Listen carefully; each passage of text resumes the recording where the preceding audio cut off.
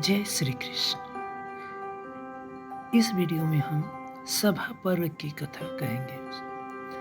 इससे पहले के वीडियो में हमने आदि पर्व की कथा सुनी थी।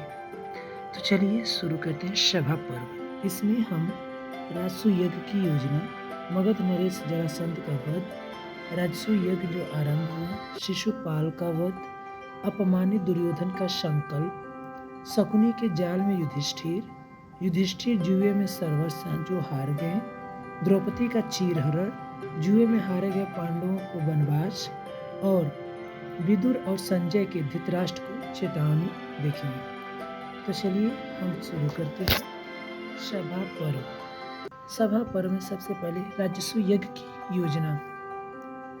मैं दानव ने अर्जुन के कहने पर सभा भवन बनाना आरंभ कर दिया। मैं दानवों का वास्तुशिल्पी था। दिन रात एक करके उसने पारदर्शी स्फटिक शिलाओं से सभा भवन तैयार कर दिया। शुभ मुहूर्त में युधिष्ठिर सभा भवन में रखे सिंहासन पर बैठे। सभा भवन इतना भव्य था कि उसे देखने देवर्षि नारद भी आ पहुंचे। उन्होंने इसे देवलोक के सभा भवनों से भी श्रेष्ठ बतलाया। इसी प्रसंग में देवराज इंद्र के सभा भवन का उल्लेख हुआ तो उन्होंने वहां रह रहे रघुवंश के राजा हरिश्चंद्र के विषय में भी जानकारी दी। युधिष्ठिर ने नारद से राजा हरिश्चंद्र के इंद्र के समान पद पर पहुंचने का कारण पूछा। देवर्षि नारद ने कहा, राजा हरिश्चंद्र ने राजसूय यज्ञ करके समस्त राजाओं पर विजय प्राप्त कर देवराज इंद्र के समान अधिकार प्राप्त कर लिया था। और उसके बाद देवर्षि नारद चले जाते हैं। युधिष्ठिर राजसूय यज्ञ करने की योजना बनाने लगे। उन्होंने द्वारका से श्री कृष्ण को परामर्श के लिए बुलाया। श्री कृष्ण ने युधिष्ठिर के इस विचार को उत्तम कहा। उन्होंने कहा, इसके लिए मगध नरेश जरासंध को यज्ञ प्रारंभ करने से पूर्व मारना आवश्यक है। अब हम मगध नरेश जरासंध के वध की चर्चा करते हैं। जरासंध अति बलशाली राजा था। उसने अनेक राजाओं को बंदी बना रखा था। वह इतना साहसी था कि द्वारका पर आक्रमण कर यादवों को भयभीत कर देता था। उसकी श्री कृष्ण से शत्रुता थी, क्योंकि श्री कृष्ण ने जरासंध के दामाद और अपने मामा कंस का वध कर दिया था। जरासंध को पराजित किए बिना राजसूय यज्ञ अपूर्ण रह जाएगा, इसलिए श्री कृष्ण ने जरासंध के वध की योजना बताई। जरासंध को मारने की योजना बनाकर श्री कृष्ण भीम और अर्जुन के साथ ब्राह्मण का वेश बनाकर जरासंध के निजी कक्ष में पहुंच गए। ब्राह्मण समझकर उसने तीनों का स्वागत किया। श्री कृष्ण ने उसे युधिष्ठिर की पराधीनता स्वीकारने के लिए कहा। यह सुनकर वह क्रोधित हो उठा। भीम ने उसे द्वंद्व युद्ध की चुनौती दी। दोनों में भयंकर युद्ध होने लगा। दोनों वीर योद्धा थे।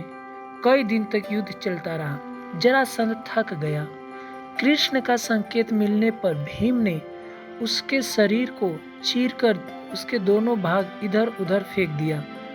पहले तो एक इधर एक उधर भेजा तो वो बार बार जुड़ जाता था। जब वो जुड़ जाता था तो फिर भगवान श्री कृष्ण के इशारा पे उसने एक भाग को उधर और दूसरे भाग को दाएं, अर्थात दाएं वाले भाग को बाएं और बाएं वाले भाग को दाएं फेंका। जरासंध को मारकर श्री कृष्ण ने बंदी राजाओं को मुक्त करके युधिष्ठिर की अधीनता स्वीकार करवाई। जरासंध के पुत्र सहदेव को सिंहासन पर बैठाकर श्री कृष्ण इंद्रप्रस्थ लौट गए।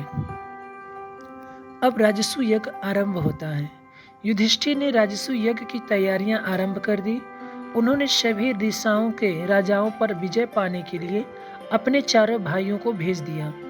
अर्जुन उत्तर दिशा में गए। उन्होंने प्राग्ज्योतिष, उलुक, कश्मीर और गंधर्व देश के राजाओं को से राजसूय यज्ञ का कर ग्रहण किया।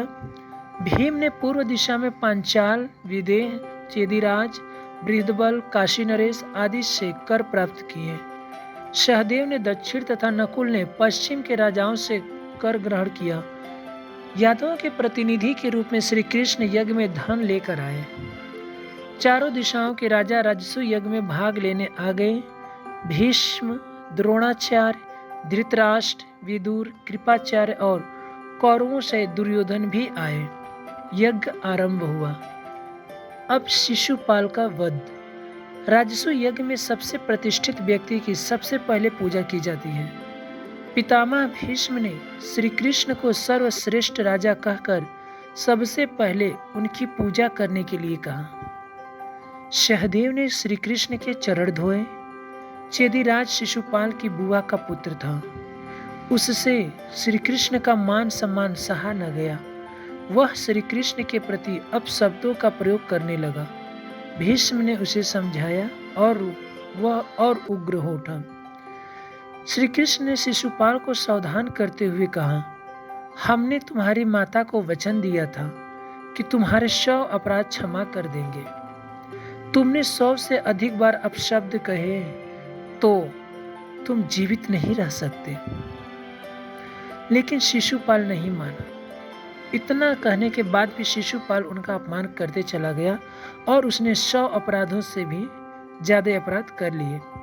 अब श्री कृष्ण बोले, तुमने 100 से अधिक बार अपशब्द कह दिए, अब हम तुम्हें जीवित नहीं छोड़ेंगे। यह कहकर श्री कृष्ण ने सुदर्शन चक्र उठाया और शिशुपाल पे चला दिए। शिशुपाल का सिर कट गया और वह उसका वध हो गया। क्षण भर में यह घटना घट गई। उपस्थित राजा श्री कृष्ण के तेजस्वी रूप को देखकर दंग रह गए। युधिष्ठिर ने श्री कृष्ण को हाथ जोड़कर शांत किया। राजसूय यज्ञ पूर्ण हो गया। युधिष्ठिर ने सभी राजाओं को सादर वापस भेज दिया। दुर्योधन और शकुनी सभा भवन के सौंदर्य को देखने के लिए रुक गए। अब अपमानित दुर्योधन का क्या संकल्प होता है। सभा भवन का सौंदर्य और उसके निर्माण की कला देखकर दुर्योधन दंग रह गया। उसके साथ मामा शकुनी भी थे। सभा भवन देखते हुए वह आगे बढ़ा। एक स्थान पर पारदर्शी के फर्श पर कमल के पुष्पों को देखकर उसे वहां जल का भ्रम हुआ। वह वस्त्र संभाल कर चलने लगा। उसकी दशा देख वहीं खड़ी द्रौपदी हंस पड़ी। माफ करिएगा, वहां पे दासी आती है और सीधे चली जाती है, जिससे दुर्योधन को समझ में आता है कि ये पानी नहीं है। उसके बाद वो आगे बढ़ता है। जहाँ पे पानी की झलक न होकर जमीन की झलक दिखती थी, वहाँ पे वो सोचा कि जमीन है और वो झटके से आगे बढ़ा और पानी में गिर पड़ा। वहीं द्रौपदी उसको देख कर हंस पड़ी। द्रौपदी की हंसन दुर्योधन का हृदय भेदती चली गई। कुछ आगे बढ़ने पर उसने दीवार को द्वारा समझकर बाहर निकलने का प्रयास किया। उसका सिर दीवार से जा टकराया, उसे चोट लगी। यह देखकर फिर वो आगे बढ़ा। कुछ दूर चलने पर जलाशय था। दुर्योधन ने उसे पत्थर समझा और वह उसमें गिर पड़ा। इसके वस्त्र भीग गए। उसकी स्थिति देखकर द्रौपदी और जोर से हंसी। दुर्योधन का अपमान के घूंट पीकर रह गया। उसने इस अपमान का बदला लेने का संकल्प किया, लेकिन उससे पहले द्रौपदी ने एक शब्द उसको बोला था जिससे उसको बहुत चुभा। अंधे का पुत्र अंधा। ये शब्द उसके लिए एक बाण के घातक समान थे। तभी उसने कुछ अपने मन में संकल्प कर लिया था। अब शकुनी के जाल में युधिष्ठिर कैसे फंसते हैं, इसकी चर्चा करते हैं। हस्तिनापुर लौटकर दुर्योधन ने मामा शकुनी और कर्ण को बुलाया। तीनों पांडवों को अपमानित करने की योजना बनाने लगे। शकुनी ने कहा, हम बलपूर्वक पांडवों को पराजित नहीं कर सकते, उन्हें छल पूर्वक हराना होगा। उसने युधिष्ठिर को जुआ खेलने के लिए आमंत्रित करने का सुझाव दिया। शकुनी जुआ खेलने में चतुर था। उसने दुर्योधन से कहा, युधिष्ठिर जुआ खेलने आ जाए। राज्य सहित उसकी संपूर्ण धन संपदा को जीतना मेरा काम है। यह सुनकर दुर्योधन प्रसन्न हो उठा। दुर्योधन के कहने पर शकुनी ने धृतराष्ट्र पर अपना फांसा फेंका। धृतराष्ट्र जुआ खेलने के लिए युधिष्ठिर को आमंत्रित करने के लिए तैयार हो गए। नया सभा भवन बनने लगा। सभा भवन तैयार हो गया तो धृतराष्ट्र ने विदुर को इंद्रप्रस्थ जाने के लिए कहा। विदुर ने धृतराष्ट्र को बार बार समझाया कि जुए का यह खेल विनाशकारी होता है। युधिष्ठिर को न बुलाने पर दुर्योधन ने धृतराष्ट्र को आत्महत्या कर लेने की धमकी दी थी। धृतराष्ट्र भी विवश थे। विदुर युधिष्ठिर को आमंत्रित करने इंद्रप्रस्थ पहुंचे। जुए का निमंत्रण पाकर युधिष्ठिर ने विदुर से कहा, जुआ सर्वनाश कर देता है। आप जैसे महात्मा हमें इसके लिए आमंत्रित करने आए हैं, यह समझ नहीं आता। हमारा नियम है कि यदि हमें जुआ खेलने के लिए निमंत्रित किया जाता है तो हम जुआ खेलने अवश्य जाते हैं। विदुर ने कहा, मैंने धृतराष्ट्र को भी समझाया था। अब आपकी जैसी इच्छा है, आप ही निर्णय करें। युधिष्ठिर द्रौपदी और भाइयों सहित हस्तिनापुर पहुंचे। कौरवों ने उनका भव्य स्वागत किया। शकुनी के मुख पर कुटिल मुस्कान थी। अब युधिष्ठिर जुए में सर्वस्त्र कैसे हारते चले गए। सभा भवन में जुए का खेल आरंभ हुआ। दुर्योधन की ओर से शकुनी खेलने लगे। भीष्म, द्रोणाचार्य, धृतराष्ट्र, कृपाचार्य, विदुर एवं आमंत्रित राजा भी उपस्थित थे। शकुनी पाशा फेंकने में चतुर था। युधिष्ठिर पहले दांव में रत्न आभूषण हारे, दूसरे दांव में सारा कोष हार गए और तीसरे दांव में अपनी सेना हार गए। विदुर ने धृतराष्ट्र को समझाया कि छल कपटपूर्ण यह खेल का दुष्परिणाम होगा, इसे यहीं रुकवा दे। दुर्योधन ने विदुर को बुरा भला कहा और अपमानित कर विदुर सभा भवन से चले गए। युधिष्ठिर एक एक कर अपना राज्य, अपने भाई और स्वयं को हार गए। शकुनी ने उन्हें द्रौपदी को दांव पर लगाने के लिए उत्तेजित करते हुए कहा, यदि तुम यह दांव जीत जाओगे तो अब तक जो कुछ भी हारे हो उसे प्राप्त कर लोगे। जुए के नशे में धर्मराज और महात्मा कहलाने वाले युधिष्ठिर की बुद्धि मारी गई। उन्होंने द्रौपदी को दांव पर लगा दिया। शकुनी ने धूर्तता से पासे फेंके और द्रौपदी को भी जीत लिया। कौरवों की प्रसन्नता का ठिकाना न रहा। दुर्योधन हर्ष से पागल हो गया। उसके भाई नाचने लगे और पांडव लज्जित होकर नतमस्तक बैठे रहे। द्रौपदी का चीर हरण। विजय के मद में चूर दुर्योधन ने विदुर की ओर व्यंग्य भरी दृष्टि से देखकर अपने भाई विकर्ण से कहा, जाकर द्रौपदी को ले आओ। अब वह हमारी दासी है, वह यहाँ खूब झाड़ू लगाएगी। विदुर ने उसे चेतावनी दी, मूर्ख दुर्योधन, तुमने मेरा परामर्श नहीं माना। अब तू स्वयं अपने वंश के विनाश के बीज बो रहे हो। दुर्योधन ने विदुर की बातों को अनसुना कर दिया।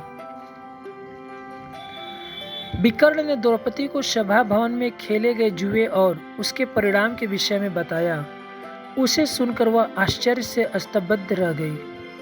उसने विकर्ण से कहा, सभा में जाकर पहले यह पूछकर आओ कि जब महाराज स्वयं को हार चुके थे या पहले मुझे हारे, और यदि जब महाराज स्वयं को हार चुके थे तब मुझे दांव पर लगाने का उनके पास अधिकार कहाँ था। विकर्ण ने आकर द्रौपदी के प्रश्न के विषय में बताया। इसका उत्तर कोई न दे सका। दुर्योधन ने क्रोधित होकर दुशासन को भेजा। दुशासन स्वभाव से ही दुष्ट था। द्रौपदी ने उससे हाथ जोड़कर प्रार्थना की, उस पर कोई प्रभाव न पड़ा। द्रौपदी अपनी लज्जा बचाने के लिए गंधारी के महल की ओर भागी, किंतु दुशासन ने उसे बीच में ही पकड़ लिया। वह बाल पकड़कर उसे घसीटते हुए सभा भवन में ले आया। द्रौपदी की यह दशा देख कर्ण बहुत प्रसन्न था, क्योंकि द्रौपदी ने कर्ण को भी एक बार शुद्ध पुत्र कहा था। द्रौपदी के वस्त्र अस्त व्यस्त हो गए थे।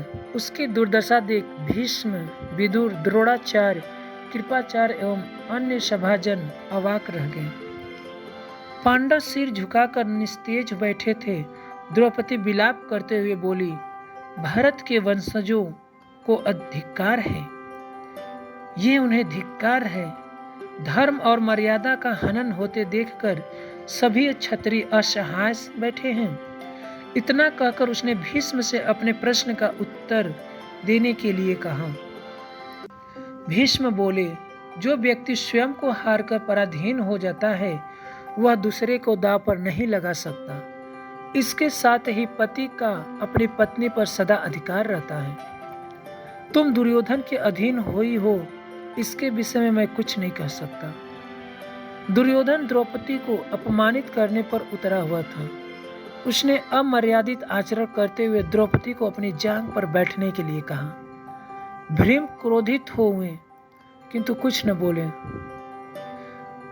इस पर दुर्योधन और न रहा। उसने दुशासन से कहा, द्रौपदी हमारी है, हम इसके साथ चाहे जैसा आचरण करें, तुम इसके वस्त्र उतार दो। दुशासन उसकी ओर बढ़ने लगा। असहाय द्रौपदी ने सबकी ओर अश्रुपूर्ण नेत्रों से देखा, लेकिन किसी ने उसकी सहायता के लिए आगे नहीं बढ़ा। उसने श्री कृष्ण का स्मरण किया। वह रुंधे कंठ से उसने प्रार्थना करने लगी, हे कृष्ण, अब मेरे एकमात्र सहायक तुम ही हो, मेरी रक्षा करो। दुशासन द्रौपदी की साड़ी खींचने लगा और द्रौपदी ने श्री कृष्ण का जाप करने लगी।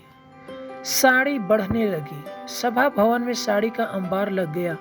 साड़ी खींचते खींचते दुशासन थक कर चूर हो गया, क्योंकि उस साड़ी को बढ़ाने के लिए भगवान स्वयं वहां आए थे।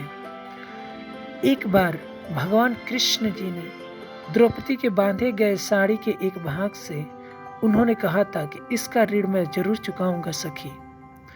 वह अपने स्थान पर जाकर बैठ गया। दुशासन जब साड़ी खींचते खींचते थक गया तो वह वही गिर पड़ा।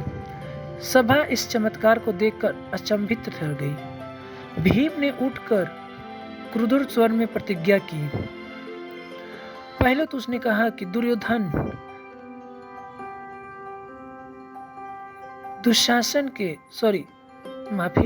उन्होंने दुशासन के इन हाथों को उखाड़कर फेंक देने की प्रतिज्ञा की और उसकी छाती चीरकर उसके रक्त से प्यास बुझाने की प्रतिज्ञा कर डाली। और उन्होंने कहा कि यदि मैं ऐसा न कर सका तो मैं अपने पितृलोक नहीं जाऊंगा, अर्थात उन्हें अपना मुंह नहीं दिखाऊंगा। और दुर्योधन को उसकी जंघा अपनी गदा से चूर चूर कर देने की प्रतिज्ञा की। उसके साथ ही द्रौपदी ने भी प्रतिज्ञा की कि दुशासन ने मेरे केश पकड़े हैं, आज से मैं इन केशों को तब तक नहीं बांधूंगी जब तक इन्हें दुशासन के रक्त से धो न लूंगी। भीम और द्रौपदी की प्रतिज्ञा सुनकर धृतराष्ट्र कांप उठे। उन्होंने द्रौपदी से क्षमा मांगते हुए वरदान मांगने के लिए कहा। इससे पहले द्रौपदी जब श्राप देने के लिए आई तब तक गंधारी वहां पहुंचकर उन्हें रोक देती है और धृतराष्ट्र से उसे वरदान देने के लिए कहती है। द्रौपदी ने अपने पतियों को स्वतंत्र करने का वरदान मांगा और धृतराष्ट्र ने तत्काल पांडवों को मुक्त कर दिया। पांडवों के इस अपमान के दूरगामी परिणामों से चिंतित धृतराष्ट्र ने युधिष्ठिर से कहा, पुत्र, तुमने जुए में जो कुछ हारा है वह फिर तुम्हारा हुआ। मेरे पुत्र दुर्योधन को क्षमा करके इंद्रप्रस्थ लौट जाओ और प्रसन्नता पूर्वक रहो। हे पुत्र, इस संसार में जिसने धैर्य को पिता, क्षमा को माता और शांति को पत्नी माना है, वह सदा सुखी रहता है। तुम सदा सुखी रहोगे। पांडव इंद्रप्रस्थ के लिए प्रस्थान कर गए। जुए में हारे गए पांडवों को वनवास कैसे मिला? धृतराष्ट्र के निर्णय की सूचना पाकर दुर्योधन, कर्ण और शकुनी चिंतित होकर धृतराष्ट्र के पास पहुंचे। उन्होंने धृतराष्ट्र के कान भरते हुए कहा, यहाँ पांडवों और द्रौपदी का जिस प्रकार अपमान हुआ है, वे हमसे उसका बदला अवश्य लेंगे। जिस प्रकार सताया हुआ सांप अवश्य बदला लेता है, उसी प्रकार पांडव हमें मार देंगे। इसका एक ही उपाय है कि उन्हें लंबे समय के लिए यहाँ से दूर भेज दिया जाए। उन्होंने युधिष्ठिर को कुछ दिन के बाद पुनः जुआ खेलने के लिए आमंत्रित करने का सुझाव दिया। जो इसमें हार जाएगा वह राज्य त्याग कर 12 वर्ष के लिए वनवास जाएगा और 1 वर्ष के लिए अज्ञातवास रहेगा। ये इस बार जुए की शर्त रखी गई थी और इस बार जुए में द्रौपदी भी साथ आई थी। धृतराष्ट्र को यह उचित लगा। इससे पांडवों से 13 वर्षों के लिए छुटकारा मिल जाएगा। धृतराष्ट्र की सहमति पाकर दुर्योधन युधिष्ठिर के पास पहुंचा और पांडव अभी मार्ग में ही थे। कि धृतराष्ट्र का आदेश सुनकर युधिष्ठिर पुनः जुआ खेलने आ गए। सभी ने उन्हें बहुत समझाया। एक बार सर्वस्व हार चुके और अपमानित हो चुकने पर भी युधिष्ठिर न समझे। वे जुआ खेलने बैठ गए। शकुनी ने पासे फिर से फेंकना शुरू किया। युधिष्ठिर हार गए। शर्त के अनुसार वे राज्य हार गए। वे वत्कल वस्त्र पहनकर द्रौपदी सहित 13 वर्ष के लिए वनों में चले गए। माता कुंती विदुर के अनुरोध पर वहीं रह गई। अब विदुर और संजय की धृतराष्ट्र को चेतावनी। पांडवों के जाने के पश्चात धृतराष्ट्र चिंता में डूब गए। वे समस्त घटनाओं से दुखी थे। पांडवों को विदा करके विदुर उनके पास आए। धृतराष्ट्र ने पूछा, विदुर, वन जाते समय पांडव बहुत उदास और निराश होंगे। उनके मुख पर कैसे कैसे भाव थे। विदुर इन समस्त घटनाओं के लिए धृतराष्ट्र को दोषी मानते थे। उन्होंने व्यंग भरे स्वर में कहा, महाराज, युधिष्ठिर का मुंह ढका हुआ तथा सिर झुका हुआ था। वे यदि अपने नेत्रों से आपका राज्य देख लेते तो यह जलकर भस्म हो जाता। भीम अपनी भुजाएं देख रहे थे। वे सोच रहे थे, इन्हीं भुजाओं से कौरवों का वध करूंगा। अर्जुन के चरणों से धूल उड़ रही थी। इन्हीं धूलकणों के समान वे बाण वर्षा करके आपके वंश को नष्ट कर देंगे। द्रौपदी खुले केसों में रोती बिलखती जा रही थी। वह सोच रही थी कि एक दिन युद्ध में पतियों की मृत्यु के पश्चात कौरव पत्नियां भी इसी प्रकार रोएंगी। धृतराष्ट्र का हृदय कांप उठा। उनके सारथी संजय ने समझाया, महाराज, आपने अपने हित चिंतकों की बातों को कभी महत्व नहीं दिया। अब क्यों दुखी होते हैं? आपने स्वयं यह विशाल कुंड तैयार किया है जिसमें कौरव वंश भस्म हो जाएगा। तो ये था सभा पर्व। इससे पहले हमने आदि पर्व की कथा सुनी थी और इसके बाद हम वन पर्व की कथा सुनेंगे। जय श्री कृष्ण।